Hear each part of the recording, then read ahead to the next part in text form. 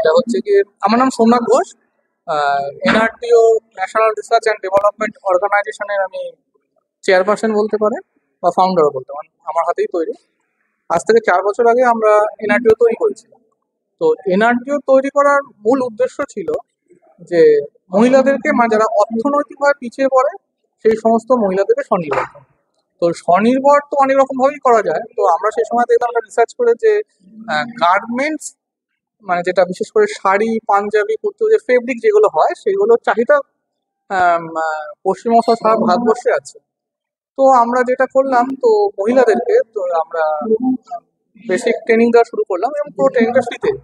এবং এই ট্রেনিংটা নেওয়ার পরে তারা ট্রেনিং নিল, ট্রেনিং এর কথা করবেটা কি। তো তখন আমরা যেটা ঠিক করলাম যে তারা যে গার্মেন্টসটা তৈরি করছে সেটা ফ্যাশন শো বা বিভিন্ন মেলার মাধ্যমে লোকের কাছে পরিচয় করে দেয়, যাতে লোকে কিনতে পারে। কারণ আমাদের মূল উদ্দেশ্য শেখানো নয়, মহিলাগুলোকে স্বনির্ভর করা।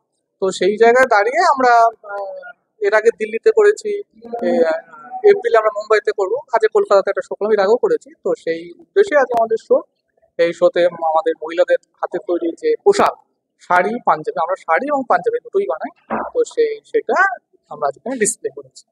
এটা হচ্ছে মেন আমাদের মোটো, বা বলতে পারি যে আমরা, আপনারা যদি বলেন যে এই প্রোগ্রামের মোটো কি, এক লাইনে বলতে গেলে অর্থনৈতিক পিছিয়ে পড়া মহিলাদেরকে স্বনির্ভর করা। এটা হচ্ছে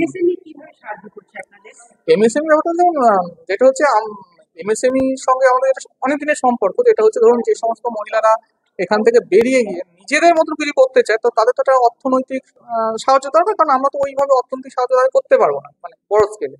তো তখনই এমএসএমই এর মাধ্যমে তাদের আমরা যোগাযোগ করিয়ে সেখানে যদি একটা ফান্ড পাওয়া যায়, সেটা করে আমরা তাকে সাহায্য করি, এমএসএমই তাদেরকে সাহায্য করে। এটা হলো ব্যাপার। আপনারা দেখেছেন আগে এমএসএমই প্রাক্তন জয়েন্ট ডিরেক্টর এসেছেন, বা ব্যাংকারও এসেছেন, দেখবেন পিএনবি ব্যাংকারও এসেছেন। তো আমাদের মূল উদ্দেশ্যটাই হলো যে মহিলাদেরকে স্বনির্ভর করা, এবং সেটা বিভিন্ন ফ্যাশন শো বা এর মাধ্যমে। বিক্রি, ধরুন আমরা ফ্যাশন শোটা বিক্রির জন্য করি, আমরা ফ্যাশন শোটা করেছি প্রমোশনের জন্য। বিক্রি বললাম, আমাদের যেটা হচ্ছে মেলা হয়, আমরা নিজস্ব মেলা করি। গভর্নমেন্ট মেলাতে আমরা যাই না, আমরা নিজস্ব মেলা করি, এবং সারা পশ্চিমবঙ্গ ছোট ছোট করে মেলা হয়। এবং ধরুন আমাদের আরো অনেকগুলো সংস্থা আছে, তো তার মাধ্যমে ধরুন বিভিন্ন সময় সেমিনার হয়, এগুলো হয়, তখন ওই যে প্রোডাক্ট গুলো যে আমরা শো করি এবং সেখান থেকে বিক্রি হয়। এবং তাছাড়া আমাদের অনলাইন তো রয়েছে, আমাদের অ্যাপ আছে, আমাদের ওয়েবসাইট আছে, আমাদের ফেসবুক পেজ আছে, তার মাধ্যমে আমাদের বিক্রিটা হয়।